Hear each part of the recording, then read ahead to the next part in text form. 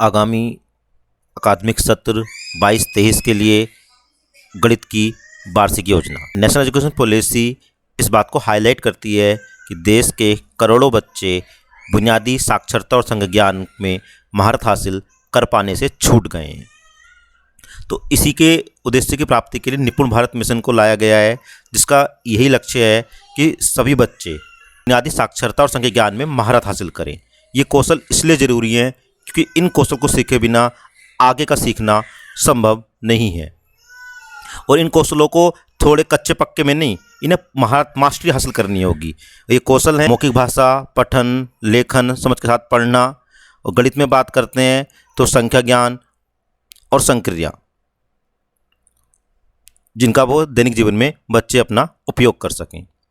Covid के कारण पिछले 2 वर्षों में स्कूल अलग ही तरह से चले हैं। जिस तरह से सुचारू रूप से कक्षाएं संचालित होनी चाहिए थी, नहीं चल पाए हैं।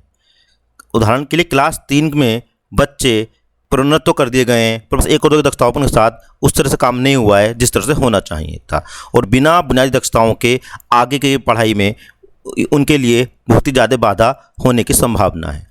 इसलिए इस साल की वार्षिक योजना में इन दोनों पहलुओं को ध्यान में रखते हुए नंबर 1 निपुण भारत का लक्ष्य है, नंबर 2 कोविड के कारण जो लर्निंग गैप आया है इसके लिए ये योजना बनाई गई है।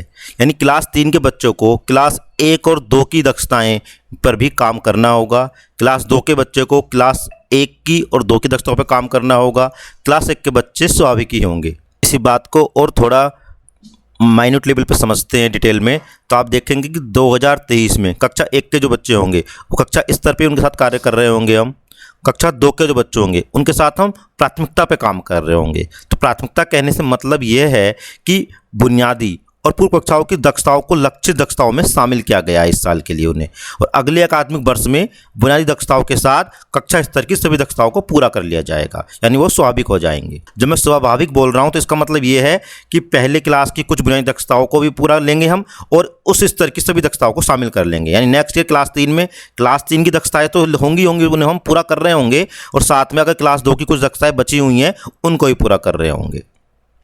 इस तरह आप देख रहे होंगे कि 22-23 में कक्षा 3 को, तो इसे भी हम प्राथमिकता वाला साल बोल रहे हैं। यानी इसका मतलब साफ है कि बुनियादी और पूर्व कक्षाओं की दक्षताओं को इसमें शामिल किया गया है, और अगले साल जो कुछ दक्षता बच जाएंगी उनको नेक्स्ट ईयर ले लिया जाएगा। तो अब यहाँ 23-24 में अगर राइट साइड आप देख रहे होंगे तो अब मैं अगले साल की बात कर रहा हूँ। अगले साल में कक्षा 1 के बच्चे तो कक्षा स्तर का काम कर रहे होंगे, कक्षा 2 के बच्चों में अभी प्राथमिकता पर काम हो चुका है तो वो कक्षा स्तर पर का ही काम कर रहे होंगे। कक्षा 3 में एक्चुअली ज़्यादा गैप आया है, 2 साल गैप आया है, तो वहाँ हम स्वाभाविक बोल रहे हैं तो कर देता हूँ। यानी हम क्लास 3 की सभी दक्षताएं लेंगे, पर क्लास 2 की अगर कुछ दक्षताएं बच गई हैं इस 22-23 में पूरी होने से वो भी शामिल की जाएंगी।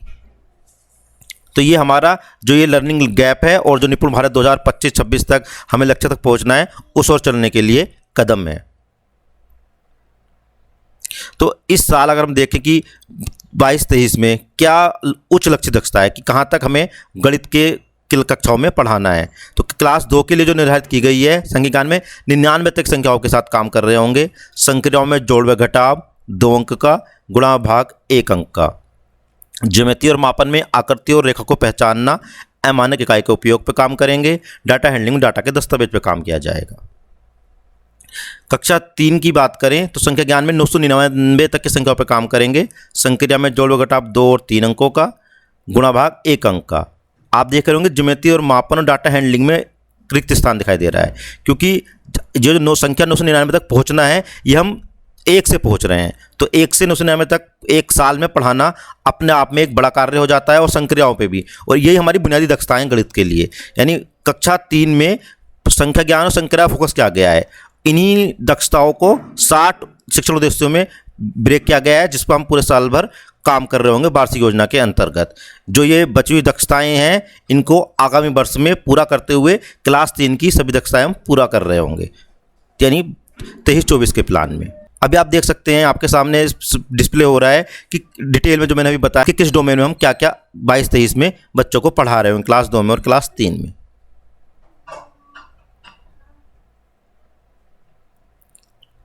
इसके लिए हमने सभी दक्षताओं को शिक्षण उद्देश्यों में ब्रेक किया है। लक्षित दक्षता, जैसे हमने कहा 99 तक संख्या बच्चे सीख सकें, तो एक दिन में 99 पर काम नहीं हो सकता है। तो उस लक्ष्य तक पहुंचने के लिए छोटे छोटे शिक्षण उद्देश्यों में ब्रेक किया गया है। यानी हम शिक्षण उद्देश्य को अचीव कर रहे होंगे और जैसे जैसे हमारे शिक्षण उद्देश्य पूरे हो रहे होंगे, ओवरऑल हम लक्ष्य दक्षता को प्राप्त कर रहे होंगे। तो आप देखेंगे संख्या समझ के ऊपर क्लास 1 में 35 शिक्षण उद्देश्य बनाए गए हैं। संक्रिया के लिए 5 शिक्षण उद्देश्य हैं, ज्यामिति मापन के लिए 5 शिक्षण उद्देश्य हैं, डाटा हैंडलिंग के लिए 3। यानी क्लास 1 के अंदर कुल जितनी दक्षताएं हैं उनको प्राप्त करने के लिए हमने 48 शिक्षण उद्देश्यों में बांटा है उन्हें। क्लास 2 में लक्षित दक्षताएं जो हमें प्राप्त करनी है 60 शिक्षण उद्देश्यों को बांटा गया है और कक्षा 3 में भी 60 शिक्षण उद्देश्यों को बांटा गया है। अब आपके मन में सवाल आया होगा क्लास 2 और 3 में 60 शिक्षण उद्देश्य हैं, क्लास 1 में 48 क्यों है? क्योंकि आगामी वर्ष का जो प्लान जो आपके साथ साझा किया गया है वो 22 सप्ताह का प्लान है। उसमें 20 सप्ताह गणित में शिक्षण कार्य होना है, 2 सप्ताह शाब्दिक आकलन के रखे गए हैं। तो हर सप्ताह में 3 शिक्षण उद्देश्य ले रहे हैं, तो 20 या 60 60 फिट बैठता है 2 और 3 के लिए। क्योंकि मैंने जब दोबारा रिपीट करता हूँ, 2022-23 के लिए गणित की वार्षिक योजना में 22 सप्ताह का ओवरऑल प्लान है, 20 सप्ताह में शैक्षणिक कार्य होना है, 2 सप्ताह में शाब्दिक आकलन रखा गया है। तो आप देखेंगे शुरू के 10 सप्ताह तक 1 से 10 सप्ताह शिक्षण कार्य करना है, 11 सप्ताह में शाब्दिक आकलन जो पिछले 10 सप्ताह में हमने पढ़ाई की है, शिक्षण कार्य किया है, 12वें से 21 सप्ताह में साप्ताहिक शिक्षण कार्य करना है, 22वें सप्ताह में पुनः 12वें से 21 सप्ताह का शाब्दिक आकलन करना है। देखेंगे हर एक सप्ताह में 3 शिक्षण उद्देश्य लिए गए हैं। तो क्लास 2 में 60 शिक्षण उद्देश्य हैं, क्लास 3 में 60 शिक्षण उद्देश्य हैं, क्लास 1 में 48 हैं। तो ये 60 क्यों नहीं है? अब आपके मन में ये सवाल आ रहा होगा, क्योंकि शुरू के 4 सप्ताह में विद्या प्रवेश की कार्य चल रहा है, तो उसके लिए कुछ गतिविधियां जोड़ी गई हैं। जो कार्य विद्या प्रवेश का पहले से चल रहा है, 12 सप्ताह का प्लान है, तो 8 सप्ताह का उनके पास योजना दी गई है। अगले 4 सप्ताह की योजना को यहाँ से कंटिन्यूएशन किया गया है संदर्शिका के साथ में जोड़कर। तो इसलिए जो अगले बाकी बचे 16 सप्ताह, तो 4 सप्ताह में विद्या प्रवेश, 16 सप्ताह बचे, तो हर एक में 3 है, 16 3 48। तो 48 शिक्षण उद्देश्य क्लास 1 के लिए निर्धारित किए गए हैं। एक शिक्षक के तौर पर आप ये बेहतर तरीके से जानते हैं और समझते हैं कि शिक्षण प्रक्रिया का मुख्य उद्देश्य बच्चों में लक्षित दक्षताओं का विकास करना होता है। ये दक्षताएं विषयवार अलग अलग होती हैं और कक्षावार क्रमिक रूप से आगे बढ़ती हैं।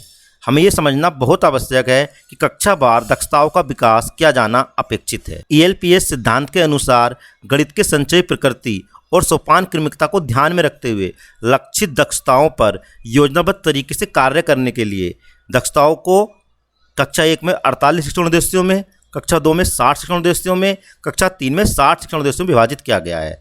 प्रत्येक शिक्षण उद्देश्य के लिए शिक्षण योजना, अभ्यास गतिविधि और अभ्यास पत्रक कार्यपुस्तिका में दिए गए हैं। तो प्रत्येक शिक्षण उद्देश्य के लिए शिक्षण योजना, अभ्यास गतिविधि शिक्षक संदर्शिका में मिलेगी और इनसे जुड़े हुए अभ्यास पत्रक कार्यपुस्तिका में दिए गए हैं। ये थी वार्षिक योजना की 20 सप्ताह में आपको साप्ताहिक शिक्षण कार्य करना है, 2 सप्ताह शाब्दिक आकलन करना है। अब सवाल रह जाता है कि साप्ताहिक शिक्षण में किस प्रकार से हम जा रहे होंगे, क्या कैसे कार्य कर रहे होंगे, क्या प्रक्रिया होगी और शाब्दिक आकलन की प्रक्रिया क्या होने वाली है। तो इसके लिए अलग से वीडियो बनाई गई है। इस वीडियो में देखा कि वार्षिक योजना ओवरऑल क्या है। अब नेक्स्ट वीडियो में देखेंगे साप्ताहिक शिक्षण की प्रक्रिया क्या, शाब्दिक आकलन को एक अलग वीडियो में समझेंगे।